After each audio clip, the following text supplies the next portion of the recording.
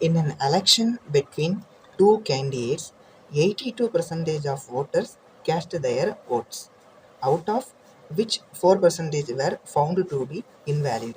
இரண்டு வேட்பாளர்களுக்கு இடையே நடைபெற்ற தேர்தலில் 82% மக்கள் வாக்களித்தனர். அவற்றுள் 4% செல்லாத ஓட்டுகள். The winning candidate got 108,240 votes, which are 55% of the valid votes.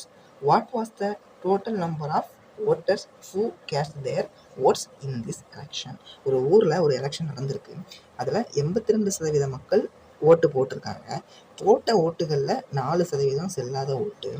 Win பண்ணவர் 1,08,240 ஓட்டு வாங்கியிருக்கிறாரு. அது செல்லுபடியாகக்கூடிய ஓட்டுகளில் 55% இருக்குது. அப்போது மொத்தம் போலிங்கான ஓட்டு என்ன அப்படின்னு நமக்கு தெரியணும். ஸோ மொத்தம் போலிங்கான ஓட்டு இந்த 82%. போலிங் ஆகாத ஓட்டை பற்றி இவங்க சொல்லவே இல்லை. ஸோ இந்த 82% தான் எவ்வளோ நம்ம கண்டுபிடிக்கணும். இந்த 82%ல் 4% செல்லாது, மீதி 96% செல்லும். ஒரு 82%ல் 4% செல்லாத ஓட்டுனா மீதி 96% செல்லாத ஓட்டு. அந்த 96%ல் 55% ஒருத்தர் வாங்கிட்டாரு. அப்போ மீதி இருக்கிறது 45%. அதை தான் தோத்தவர் வாங்கியிருப்பாரு. ஸோ இதை கணக்கில் கொடுத்துருக்க மாதிரி எழுதிக்கலாம். ஃபஸ்ட்டு ஓட்டு போட்ட மக்கள் 82%. ஓகே, இது அப்படியே இருக்கட்டும். ஓட்டு போட்ட மக்கள் 82%. செல்லாத ஓட்டு 4%. இதில் போடப்பட்ட ஓட்டுகளில் ஓட்டு போட்ட மக்கள் 82%ல் 4% செல்லாத ஓட்டு. ஓகே, வெற்றி பெற்றவர் வாங்கியது 55%. 55% போடப்பட்ட செல்லக்கூடிய ஓட்டுகளில் 55% வெற்றி பெற்றவர் வாங்கியிருக்கிறாரு. ஓகே, வெற்றி பெற்றவர் 55% வாங்கியிருக்கிறாரு. அப்போது செல்லக்கூடிய ஓட்டுகளில் 55% இவர் வாங்கியிருக்காரு. அப்போ செல்லக்கூடிய மொத்த ஓட்டுகள் என்ன?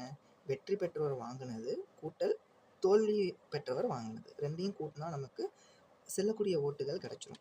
55% 45% கூட்டினா 100% கிடச்சிரும். ஸோ இந்த 1,08,240 தான் 55% நமக்கு தெரியும். ஸோ அதை வச்சு நம்ம 100% கண்டுபிடிக்கிறோம். அப்படி கண்டுபிடிச்சோம் அப்படின்னா செல்லக்கூடிய ஓட்டு 1,96,800 அப்படிங்கிறது கிடைக்கும். இந்த 1,96,800 அப்படிங்கிறது ஜெயிச்சவர் வாங்கின 55%, தோத்தவர் வாங்கின 45% சேர்த்து செல்லக்கூடிய ஓட்டுகள். இந்த 82%ல் செல்லக்கூடிய ஓட்டுகள் மொத்தம் இவ்வளவு. செல்லாத ஓட்டுகள் 4%. ஒரு அமௌண்ட் இருக்குது, அதில் செல்லாதது 4%, செல்லக்கூடியது 1,96,800. ஸோ ஓட்டு போட்ட மக்கள் எவ்வளோ கண்டுபிடிக்கணும் அப்படின்னா செல்லக்கூடிய ஓட்டுகளையும் செல்லாத ஓட்டு அந்த 4% கூட்டணும் அப்படின்னா நமக்கு ஓட்டு போட்ட மக்கள் எவ்வளவு அப்படின்னு தெரிஞ்சிடும். செல்லக்கூடிய ஓட்டு எத்தனை இப்போ தான் கண்டுபிடிச்சோம். 1,96,800 எழுதியாக்கிட்டாச்சு. மீதி செல்லாத ஓட்டு எத்தனை? 4%. இந்த 1,96,800 4%, 1,91,800 கூட்டல் 4%.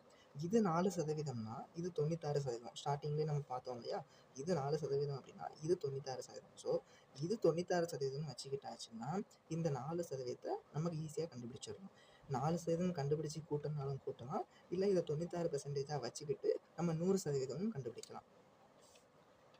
ஸோ ஓட்டு போட்ட மக்கள் 1,91,800, இது 96%. அதாவது நல்ல ஓட்டுக்கள்.